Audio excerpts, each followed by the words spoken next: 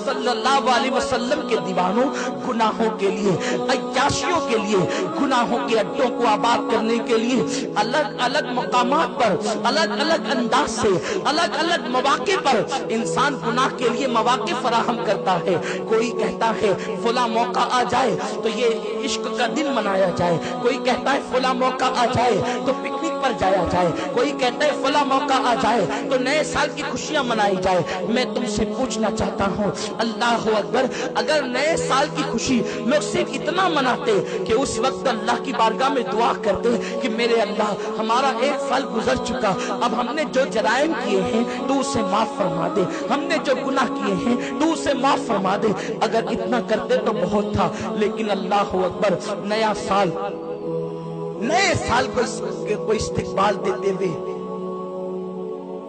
लोगों ने बाज़ाब्ता तौर पर गुनाहों के लिए मौके तलाश किए, और बिलखुसूस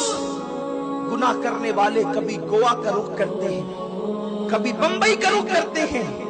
कभी पिकनिक पॉइंट का रुख करते हैं, कभी बागों का, पार्कों का रुख करते हैं, कभी समंदर के किनारों का रुख करते हैं।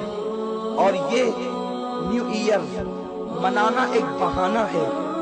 दरअसल वो गुनाह के लिए मौके तलाश करते हैं। और ये सारे काम वो लोग करते हैं जिसको अल्लाह ने खुशहाल किया। अक्सरियत कुछ चर्बी चढ़े हुए गरीब भी हैं जिनके लिए बुजुर्गों ने कहा है कि गरीब के पेट में 4 पांव होते हैं। ऐसे लोग भी मालदारों की बराबरी के लिए गुनाहों के मौके तलाश करते हैं। मेरे प्यारे आका सल्लल्लाहु अलैहि वसल्लम के प्यारे दीवानों, न्यू ईयर के हवाले से 3 गुनाह खास तौर पर किए जाते हैं। एक तो शराब, एक तो ज़िना, अल्लाहु अकबर, और एक तो जुल्म। मेरे प्यारे आका सल्लल्लाहु अलैहि वसल्लम के प्यारे दीवानों, लोगों ने अब ये अपने ऊपर लाजिम कर लिया है कि 31 दिसंबर को हमें वो नाइट मनानी ही होगी, और पूरी दुनिया के अंदर, बल्कि अल्लाहु अकबर, दुबई जैसे शहरों को ऐसे सजाया जाता है जैसे दुल्हन। नाम नेहाद इस्लामी ममालिक कहलाने वाले भी इस नहूसत में मुब्तला है। शराब, शबाब, मौसीकी, म्यूजिक, गाने,